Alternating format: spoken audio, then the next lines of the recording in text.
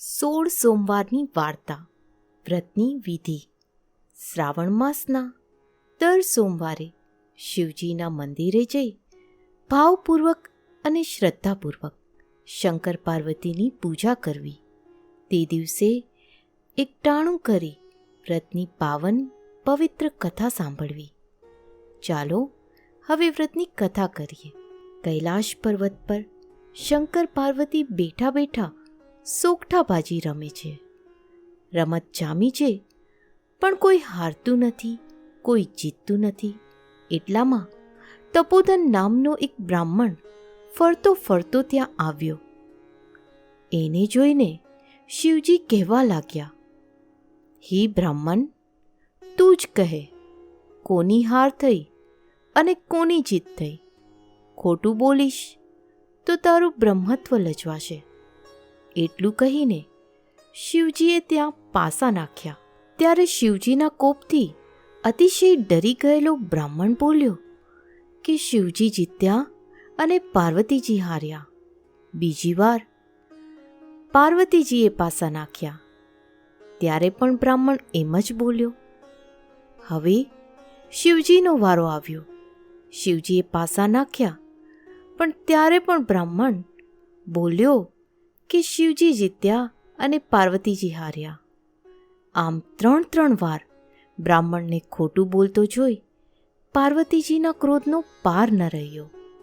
એમણે બ્રાહ્મણને શ્રાપ આપ્યો કે જા, તારે અંગે અંગ રક્તપિત્તીઓ કોટ ફૂટી નીકળશે.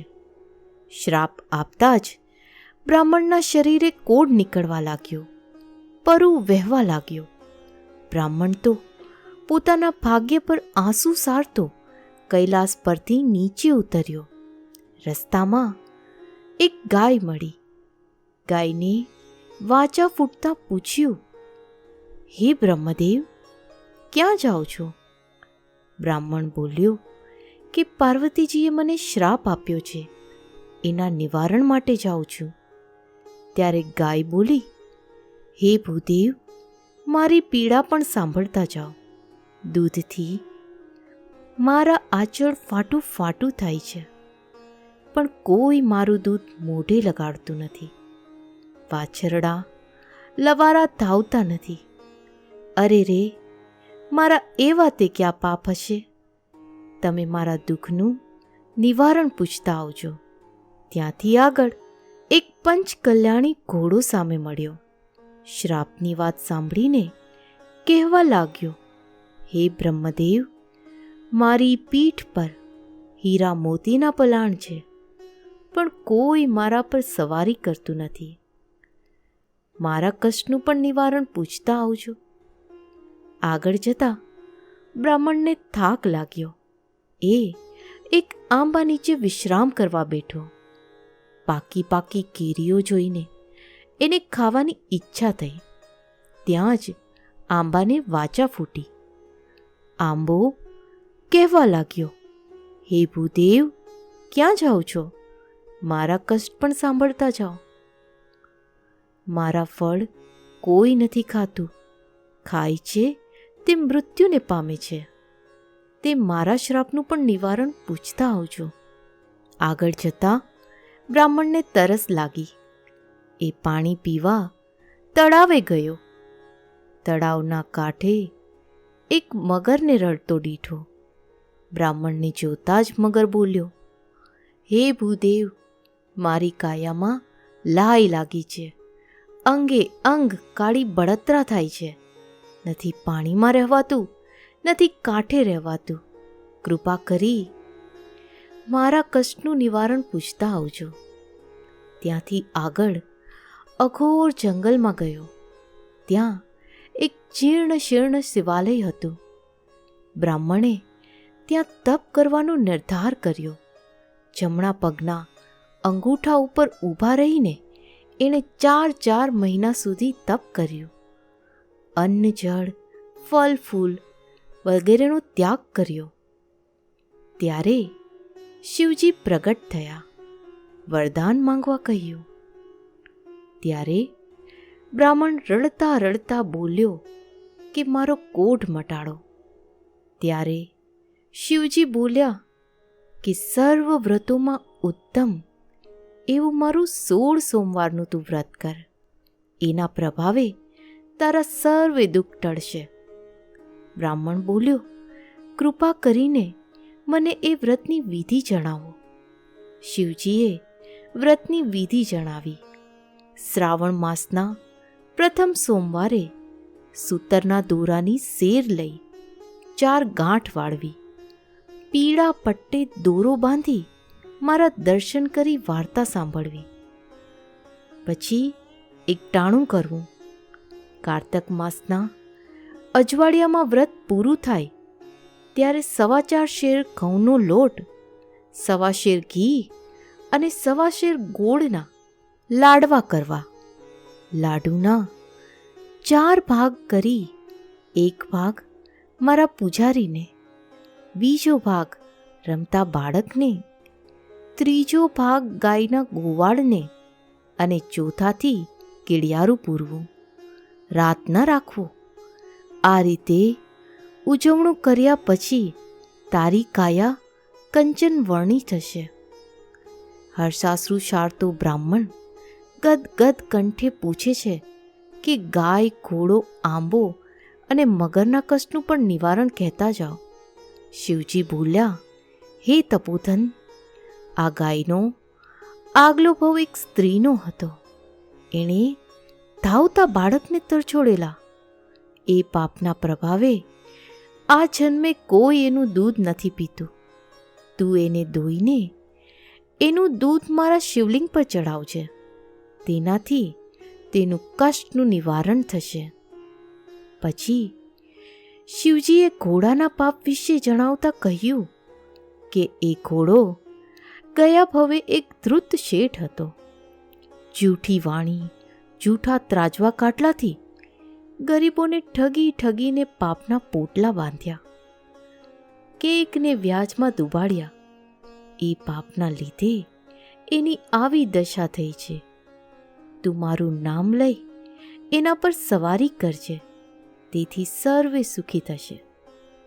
ત્યારબાદ શિવજી બોલ્યા કે આંબો ગયા જન્મે કપટી કંજૂસ હતો.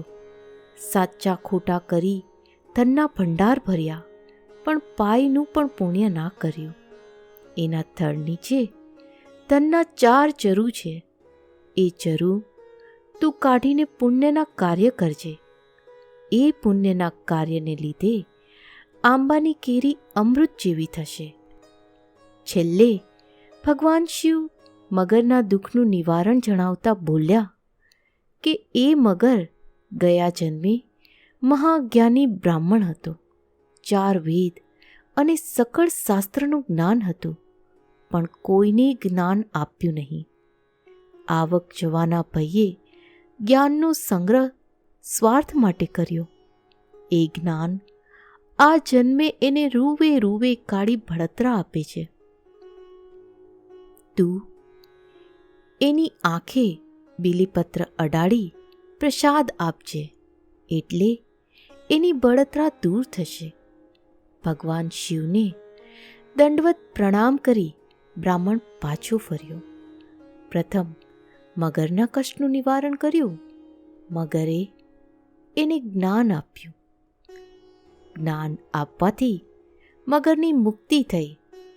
પછી આંબા પાસે જઈને બ્રાહ્મણે ધનના 4 ચરુ કાઢ્યા. તરસ્યાને પાણી અને ભૂખ્યાને અન્ન દેવાનો સંકલ્પ કરતા આંબાના ફળ અમૃત સમાન થઈ ગયા.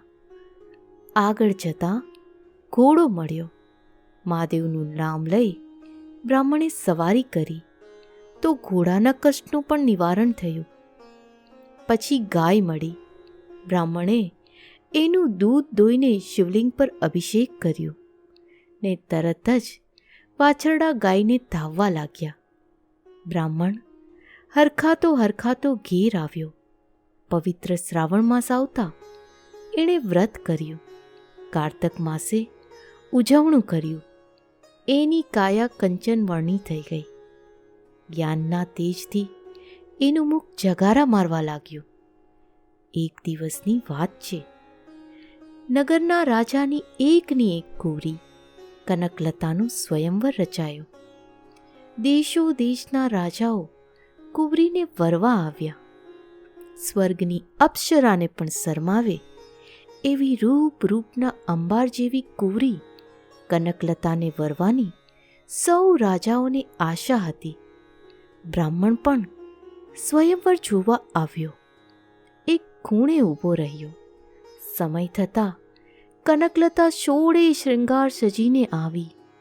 એની સાથે એકથી ચડિયાતી એવી દાસીઓ હતી. આગળ હાથણી કળશ લઈને ચાલતી હતી. સિંહાસનો પર બિરાજેલા રાજકુંવરો અને રાજાઓ પાસેથી હાથણી આગળ ચાલીને ખૂણામાં ઊભેલા તપોધન બ્રાહ્મણ પાસે જઈને એના પર કળશ ઢોળ્યો. આ જોઈ રાજાઓ ત્રાળો પાડવા લાગ્યા કે મૂર્ખ હાથણીએ ભૂલ કરી છે. એટલામાં હાથણીને વાચા ફૂટી. એ બધા સાંભળે એવા બુલંદ અવાજે બોલી કે કુંવરી માટે આ વર જ યોગ્ય છે. રાજાએ ધામધૂમથી કુંવરીને તપોધન સાથે પરણાવી. હીરા માણેકની પેરામણી કરી. હાથી ઘોડાના રથ દીધા. બ્રાહ્મણ સમજી ગયો કે કહો ના કહો આ 16 સોમવારના વ્રતનો જ પ્રભાવ છે. રૂપાળી કુંવરી સાથે બ્રાહ્મણ તો સુખેથી મહેલમાં રહેવા લાગ્યો. રાજાને કોઈ પુત્ર ન હોવાથી રાજગાદી પણ એને જ મળી. એવામાં પવિત્ર શ્રાવણ માસ આવ્યો. બ્રાહ્મણે નિયમ પ્રમાણે 16 સોમવારનું વ્રત કર્યું. વ્રત પૂર્ણ થયે ઉજવણાની તૈયારી કરી અને રાણી કનકલતાને ઉજવણાની બધી વિધિ વિગતે સમજાવી. રાણીએ વિચાર કર્યો કે એકલા લાડુ તે કંઈ ભાવતા હશે. એણે તો ભાતના ભોજન બનાવ્યા. રાજાનો વૈભવ ભોગવતો બ્રાહ્મણ દરબારમાંથી આવ્યો અને લાડુના પ્રસાદના બદલે મેવા મીઠાઈ જોઈને કોપાયમાન થયો. ગડગડા અવાજે શિવજીની માફી માંગવા લાગ્યો. ચોથા ભાગનો લાડુ પ્રસાદમાં લઈ વ્રત ઉજવ્યું. આ બાજુ મહાદેવ રાણી કનકલતા પર ક્રોધિત થયા. એણે સપનામાં તપોધનને આદેશ આપ્યો કે કનકલતાને કાળા વસ્ત્રો પહેરાવી દેશવટો આપ. એણે મારું વ્રત તોડ્યું છે. તપોધને શિવજીની આજ્ઞા પ્રમાણે રાણીને દેશવટ્ટો આપ્યો. રાણી આજીજી કરતી રડવા લાગી. પગે પડવા લાગી. પણ તપોધન ચલિત ન થયો. ભૂખી તરસી લથડિયા ખાતી કનકલતા એક ગામમાં આવી અને ગામને પાદરે ઝૂંપડામાં રેટીઓ કાઢતી ડોસી પાસે પાણી માંગ્યું. ડોસી ઘણી દયાળુ હતી. રાણીને ખાવા રોટલો અને પીવા પાણી આપ્યું. રાણીએ રહેવા આશરો માગ્યો તો ડોસીએ હા પાડી. એ તો ડોશીના ઘરમાં છાણ વાસીદું કરવા લાગી. પણ રાણીના પગલાં પડતા જ ડોશીનો રેટિયો તૂટી ગયો. ડોશીએ તો રાણીને ધક્કા મારીને કાઢી મૂકી. રડતી કકડતી ભાગ્યને દોષ દેતી રાણી એક ખાચણના ઘેર ગઈ અને અડધા રોટલાના બદલે બધું કામ કરવા તૈયાર થઈ. મફતના ભાવે દાસી મળે તે કોણ ના પાડે? કાચણે તો રાણીને રાખી લીધી. ત્યાં તો એનો ધણી માંદો પડ્યો. ઘાણી બંધ થઈ ગઈ. બળદનો પગ ભાંગ્યો. કાચણે તો રાણીને મારીને કાઢી મૂકી. પડતી આખડતી રાણી એક માલણના બાગમાં ગઈ. બાગમાં બધા ફૂલ કરમાઈ ગયા. માલણે પણ રાણીને કાઢી મૂકી. રાણીની આંખે અંધારા આવવા લાગ્યા. ગળે કાચકી બાજી ગઈ. જીવ નીકળું થવા લાગ્યો. એ તો પાદરે ગઈ. કૂવે પાણી સીંચતી પાણિયારીને પાણી પીવાની આજીજી કરી. એની હાલત જોઈને પાણીયારીને દયા આવી. જ્યાં એ પાણી આપવા ગઈ ત્યાં જ તેનો ઘડો ફૂટી ગયો. પાણીયારીએ અભાગણી કહીને રાણીને કાઢી મૂકી. રાણીને ખાતરી થઈ ગઈ કે હવે કોઈ એને સંઘરે એમ નથી. હવે તો જંગલમાં જઈને દેહ પાડવો. રાણી તો લથડિયા ખાતી કાંટા કાકરાની વેદના સહન કરતી જંગલમાં ગઈ. રસ્તામાં અત્રિ ઋષિનો આશ્રમ આવ્યો. એ તો ત્રિકાળ જ્ઞાની હતા. તેમણે રાણીને આશરો આપ્યો, જમાડી. પછી કહેવા લાગ્યા, હે બેટી, શાસ્ત્રો કહે છે કે વ્રતભંગ કરનાર મહાપાપી બને છે. વળી તે તો દેવોના દેવ મહાદેવનો વ્રતનો ભંગ કર્યો.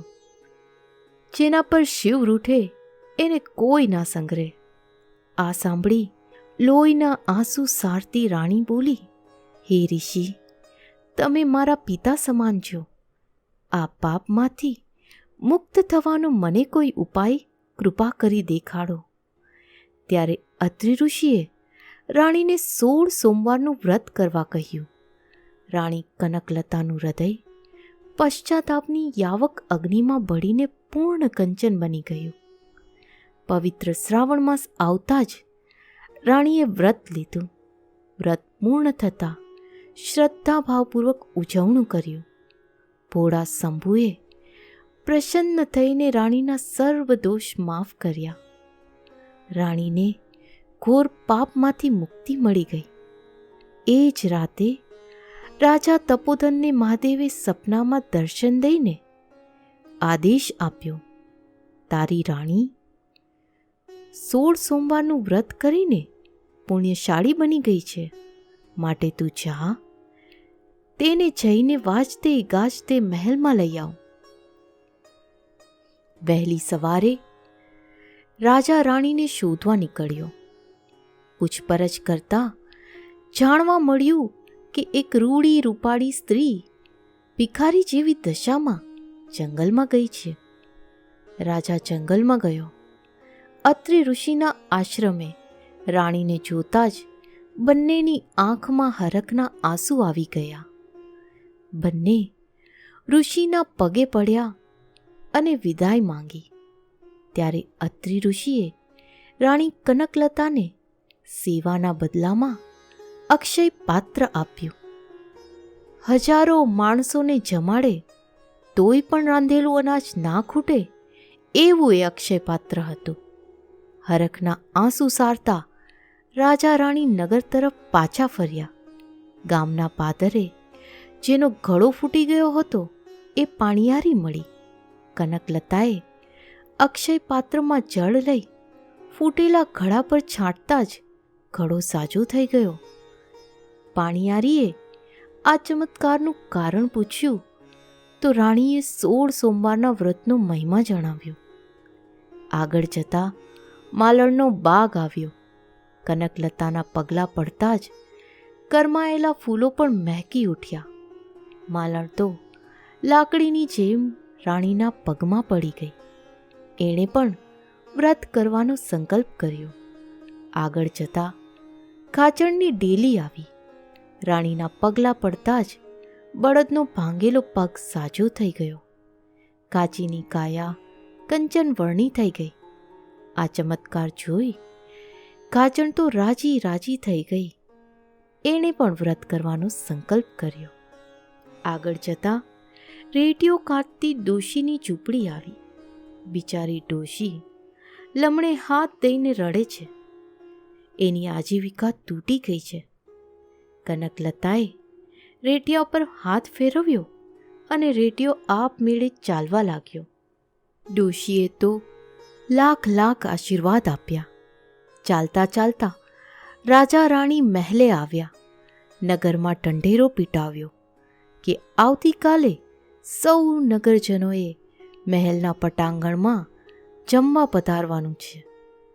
કનકલતાએ અક્ષય પાત્રનું પૂજન કરી સંકલ્પ કર્યો તો 32 શાક અને 33 ભાતના પકવાનના થાળ ભરાવા લાગ્યા. જેમ જેમ નગરજનો આવતા ગયા તેમ તેમ પીરસાતું ગયું. સૌ અલૌકિક સ્વાદના વખાણ કરતા આંગળા ચાટવા લાગ્યા. સૌ જમી રહ્યા પછી રાજા રાણીને જમવા બેઠા. ત્યાં તો રાણી બોલી, મારે તો આજે મહાદેવનું વ્રત છે. કોઈ ભૂખ્યું માણસ વાર્તા સાંભળે પછી જ મારાથી એકટાણું કરાય. વાર્તા સાંભળે કોણ? રાજાએ તો સવારે જ જમી લીધું. તત્કાળ પ્રધાનને બોલાવીને આદેશ આપ્યો કે કોઈ ભૂખ્યા માણસને બોલાવી લાવો. પ્રધાન ઘેર ઘેર પૂછવા લાગ્યો.